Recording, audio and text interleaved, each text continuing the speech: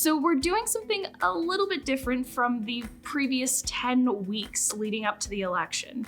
For our penultimate episode, we reached out to first-time voters and had them send us videos of them asking questions about the election, parts of the voting process, things like that. Hi, my name is Louisa Macer, and I'm a resident here in Zionsville, Indiana. As a first-time voter, my question is, do I have to vote for every single office listed on the ballot? No, absolutely not. And in fact, I regularly don't actually end up voting for every single available office on the ballot. Because I work for a statewide collaboration, I generally don't necessarily know everything about local elections. And if I don't feel like I have enough information for all of those elections, I might not vote in them. The other thing to keep in mind with your ballots is that sometimes you're able to select multiple people for a single office.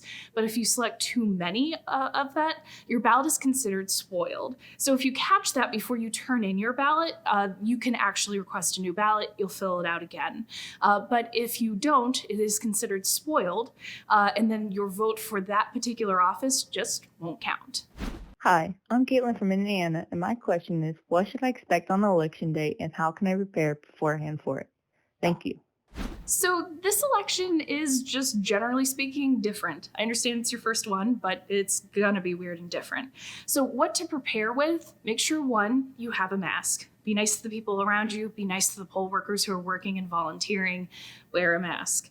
The other thing you need to make sure you have is a voter ID. So that means that you can have a driver's license, an Indiana identification card, or a couple of other things that fall into that category. Generally speaking, it needs to be an ID that is issued either by the state of Indiana or the US government that has your photo, your name, though it doesn't have to match, an expiration date, and issued by those government entities.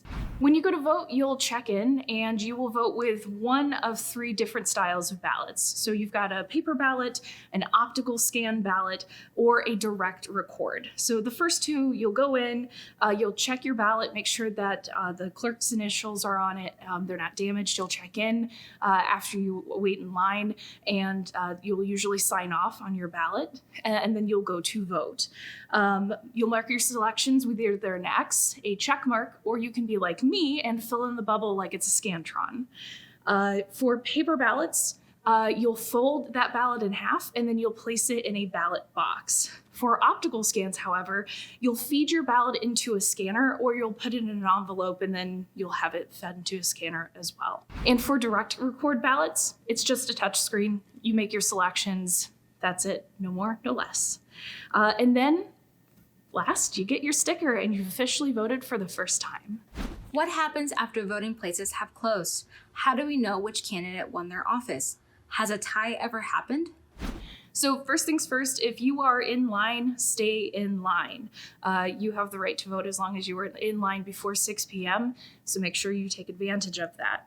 However, after polls close, after everything is said and done at 6 p.m. your local time, election inspectors, judges, and poll workers will lock down all of the election equipment and voting systems. And then they get to counting.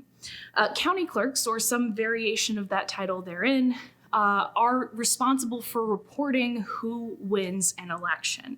So you can usually just go to their website, if they have one, and you're able to find out the results there. You can go to your local media station, you can check with your local newspaper. Usually some variation will have the voting results what are available. The other place that you can go is the Associated Press.